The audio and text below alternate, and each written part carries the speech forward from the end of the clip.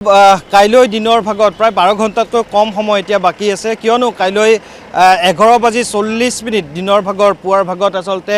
মুখ্যমন্ত্ৰী হিচাপে শপত গ্ৰহণ কৰিব ডক্টৰ হিমন্ত বিশ্ব শৰ্মাই দ্বিতীয়বাৰৰ বাবে ক্ৰমাগতভাৱে আৰু যদি চাবলৈ যাওঁ অৱধাৰিতভাৱে 3টা কাৰ্যকাল সম্পূৰ্ণ কৰিব বিজেপি নেতৃত্বাধীন এই চৰকাৰখনে কাইলৈ যি আৰম্ভ হ'বলগীয়া যি শপত গ্ৰহণ অনুষ্ঠান সেই অনুষ্ঠানৰ বাবে 10:15 বৰঝাৰ বিমানবন্দৰত দেশৰ প্ৰধানমন্ত্ৰী নৰেন্দ্ৰ মোদী ডাঙৰীয়াৰ হেলিকপ্টাৰ বিশেষ বিমান অৱতৰণ কৰিব তাৰ পাছত তেওঁ বিশেষ হেলিকপ্টাৰৰ জৰিয়তে নাৰেংগী সেনা ছাউনীলৈকে আহিব আৰু তাৰ পিছতে নাৰেংগীৰ সেই স্থানৰ পৰা তেওঁৰ কনভয় ৰাজপথেৰে আহিব আৰু যি স্থানত কাইলৈ শপত গ্ৰহণ অনুষ্ঠান আৰম্ভ হ'বলগীয়া আছে সেই খানাপাৰাৰ খেলপথাৰলৈকে আহিব নৰেন্দ্ৰ মোদীৰ বিশাল কনভয় লগতে 21খন ৰাজ্যৰ মুখ্যমন্ত্ৰী লগতে উপমুখ্যমন্ত্ৰী আৰু যিসকল ভিভিআইপিক আমন্ত্ৰণ জনোৱা হৈছে সেই আটাইবোৰ ভিভিআইপি অভ্যাগতক আচলতে এই স্থানতে তেওঁলোকক শপত গ্ৰহণ অনুষ্ঠানত অংশগ্ৰহণ কৰিবৰ বাবে এই স্থানলৈকে আহিব ইতিমধ্যে খানাপাৰা খেলপথাৰৰ ভিজুৱেলছ আমি বিগত 2টা দিন ধৰি আমি দেখুৱাইছোঁ কি ধৰণে আচলতে যুদ্ধকালীন তৎপৰতাৰে সমগ্ৰ খানাপাৰা খেলপথাৰ সজাই তোলা হৈছে প্ৰায় 1.5 লাখ লোকৰ ইয়াত উপবিষ্ট হ'ব পৰাকৈ আসনৰ ব্যৱস্থা কৰা হৈছে লগতে কেমেৰা পাৰ্চন জিতু বৰুৱাই দেখুৱাব এয়া খানাপাৰাৰ যি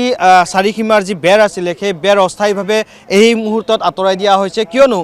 1.5 লাখ লোকক ইয়াতে উপবিষ্ট কৰাৰ বহুৱাৰ বা আসনত বহুৱাৰ যি ব্যৱস্থা কৰা হৈছে তাৰ আনুষংগিকভাৱে অতিৰিক্তভাৱে যিসকল লোকে অসমৰ ভিন্ন প্ৰান্তৰ পৰা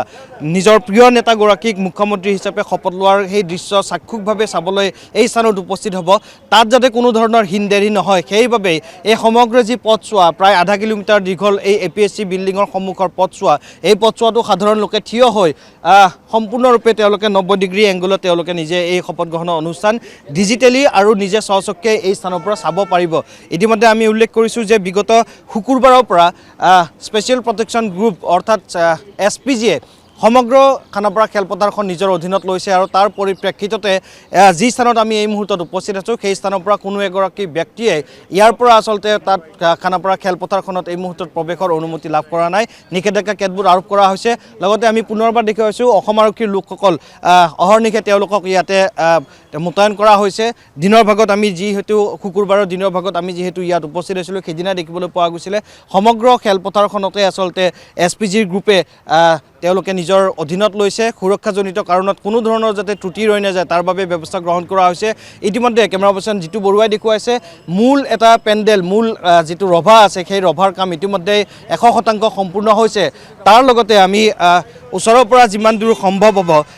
এই মূল যি ৰভা আছে এই ৰভাটোৰ সৈতে সংলগ্ন কৰা হৈছে আন 2টা ৰভা অৰ্থাৎ যি পেণ্ডেল দিয়া যি ব্যৱস্থা গ্ৰহণ কৰা হৈছে তাৰ লগতে 2টাকৈ অন্য 2টা পেণ্ডেলো এই স্থানত নিৰ্মাণ কৰি উলিওৱা হৈছে কিয়নো 1.5 লাখ লোকে উপবিষ্ট হৈ এই সময়ছোৱাত কাইলৈ দিনৰ ভাগত যিহেতু অনুষ্ঠিত হ'ব এই শপত গ্ৰহণ অনুষ্ঠান কাইলৈ সেই দিনৰ ভাগত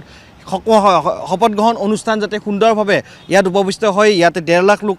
সমবেত হোৱাৰ পিছত যাতে চাব পাৰে সুন্দৰভাৱে ৰ'দ বৰষুণ থাকিলেও বতৰ বিঘিনি দিলেও যাতে কোনো ধৰণৰ অসুবিধা নহয় তাৰ বাবে এই ব্যৱস্থা গ্ৰহণ কৰা হৈছে ইতিমধ্যে আমি উল্লেখ কৰিছোঁৱে প্ৰায় 100% কাম হৈছে যি মূল ৰভা যি মূল পেণ্ডেল আছে সেই পেণ্ডেলৰ ইতিমধ্যেই ত্ৰিপাল পৰ্যন্ত লগোৱা সম্পূৰ্ণ হৈছে আৰু আজিৰ দিনটোৰ ভাগতে দুয়োফালে বনোৱা অস্থায়ী যি অতিৰিক্ত পেণ্ডেল আছে সেই পেণ্ডেলৰো কাম সম্পূৰ্ণ হৈ উঠিব ইতিমধ্যে আমি উল্লেখ কৰিছোঁ এক বৃহৎ আকাৰৰ মঞ্চ ইতিমধ্যে প্ৰস্তুত কৰি তোলা হৈছে আৰু অসম আৰক্ষীৰ লোকে গিজগিজাই থকা পৰিলক্ষিত হৈছে খানাপাৰা খেলপথাৰ ইয়াৰ লগতে আনুষংগিক 2টা বিশেষত্ব ক'ব লাগিব APSC বিল্ডিঙৰ সন্মুখৰ ফালত যি খানাপাৰা খেলপথাৰৰ মূল প্ৰৱেশদ্বাৰ আছে সোমোৱা প্ৰৱেশদ্বাৰ আছে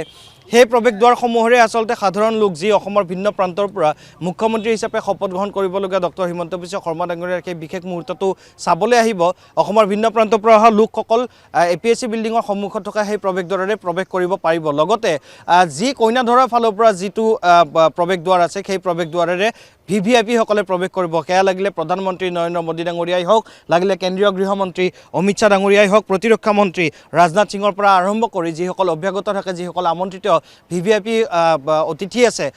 21খনকৈ ৰাজ্যৰ মুখ্যমন্ত্ৰী উপমুখ্যমন্ত্ৰীৰ লগতে অভ্যাগত যিসকলক আমন্ত্ৰণ জনোৱা হৈছে তেওঁলোক আচলতে প্ৰৱেশ কৰিব কইনাধৰৰ ফালৰ পৰা যি ভিভিআইপি গেট ৰখা হৈছে, প্ৰৱেশ দ্বাৰ ৰখা হৈছে, সেই স্থানৰ পৰা আমি পুনৰবাৰ পৰিৱেশ দেখুৱাইছোঁ। এতিয়াও অসম আৰক্ষীৰ লোক গিজগিজাই আছে আৰু লগতে APSC বিল্ডিঙৰ সন্মুখভাগত থকা যি বেৰ আছে, পকী বেৰ আছিলে, সেই পকী বেৰ এই মুহূৰ্তত অস্থায়ীভাৱে আঁতৰাই দিয়া হৈছে, কিয়নো 1.5 লক্ষাধিক লোকৰ অতিৰিক্তভাৱে যিসকল লোকে পদব্ৰজে আহিব বা যিসকল লোকে এই স্থানেৰে প্ৰৱেশ কৰিবলৈ খোজকাঢ়ি আহিব, তেওঁলোকৰ যাতে এই স্থানৰ পৰাই সুন্দৰভাৱে সেই সমগ্ৰ শপত গ্ৰহণৰ অনুষ্ঠান যাতে সুন্দৰভাৱে তেওঁলোকে যাতে উপভোগ কৰিব পাৰে, তাৰ বাবে ব্যৱস্থা গ্ৰহণ কৰিব। ইতিমধ্যে আমি উল্লেখ কৰিছোঁ, ইয়াত অস্থায়ীভাৱে বেৰিকেডো নিৰ্মাণ কৰি দিয়া হৈছে। এই স্থানৰ পৰাই মেটেল ডিটেক্টৰ থাকিব, স্নিফাৰ ডগৰ পৰা আদি কৰি সমগ্ৰ যি নিৰাপত্তাজনিত দিশটো থাকে, সেই নিৰাপত্তা দিশটোত কোনো ধৰণৰ ত্ৰুটি নৰখাকৈ তেওঁলোকে ব্যৱস্থা গ্ৰহণ কৰিছে। কেমেৰা পাৰ্চন জিতু বৰুৱাই এই মুহূৰ্তত দেখুৱাইছে খানাপাৰাৰ লাইভ ভিজুৱেল। আৰু আমি উল্লেখ কৰিছোঁ যে প্ৰায় 100% সম্পূৰ্ণ হৈ উঠিছে যি মূল ৰভাৰ তলত শপত গ্ৰহণ অনুষ্ঠিত হ'ব, সেই ৰভাৰ কাম 100% সম্পূৰ্ণ হৈ উঠিছে আৰু তাৰ আনুষংগিকভাৱে অতিৰিক্তভাৱে নিৰ্মাণ কৰি উলিওৱা দুটাকৈ ৰভাৰ কাম এই মুহূৰ্ততো চলি আছে। আজি দিনৰ ভাগত পুনৰবাৰ মুখ্যমন্ত্ৰী হিচাপে শপত ল'বলগীয়া দ্বিতীয়বাৰৰ বাবে হিমন্ত বিশ্ব শৰ্মা ডাঙৰীয়া আহি উপস্থিত হ'ব। তেওঁ নিজে চাব কিমান দূৰ কাম আগবাঢ়িছে, কিমান দূৰ কাম আগবঢ়া নাই। ইতিমধ্যে কালি নিশাৰ ভাগতো দেখিবলৈ পোৱা গৈছিলে, আবেলিৰ ভাগত আহি ডক্টৰ হিমন্ত বিশ্ব শৰ্মা ডাঙৰীয়া উপস্থিত হৈছিল। সেই কাম কিমান আগবাঢ়িছে, কি ধৰণৰ ব্যৱস্থা গ্ৰহণ কৰা হৈছে, সকলোবিলাক চাই নিজে পৰ্যবেক্ষণ কৰিছিল। আৰু লগতে অসম ৰাজ্যিক বিজেপিৰ বিষয়ববীয়াসকল, নেতৃস্থানীয় যিসকল লোক আছে, তেওঁলোকো আহি এই স্থানত উপস্থিত হৈছিল। আমি পুনৰবাৰ এই স্থানৰ পৰাই দেখুৱাইছোঁ।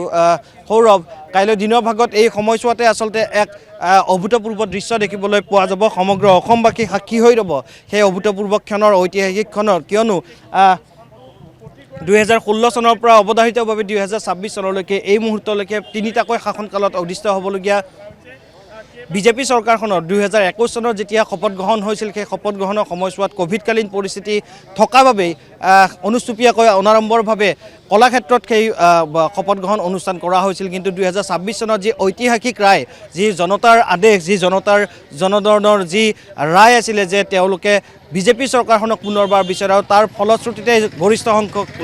লাভ কৰিছিলে আসন। আৰু তাৰ ফলশ্ৰুতিতে আচলতে বিশাল এই জনাদেশ 126টা সমষ্টিৰ ভিতৰত 102টা সমষ্টিয়ে NDAৰ মিত্ৰজোঁটে লাভ কৰিবলৈ সক্ষম হৈছিল। আৰু জনতাৰ আশীৰ্বাদ স্বৰূপেই আচলতে জনতাৰ মাজত পুনৰবাৰ 2021ত যিহেতু ক'ভিডকালীন পৰিস্থিতিত আড়ম্বৰপূৰ্ণভাৱে ৰাইজৰ মাজত শপত গ্ৰহণ নহ'ল, তাৰ প্ৰতি লক্ষ্য ৰাখিয়ে এইবাৰ ৰাইজৰ মাজতে ৰাইজৰ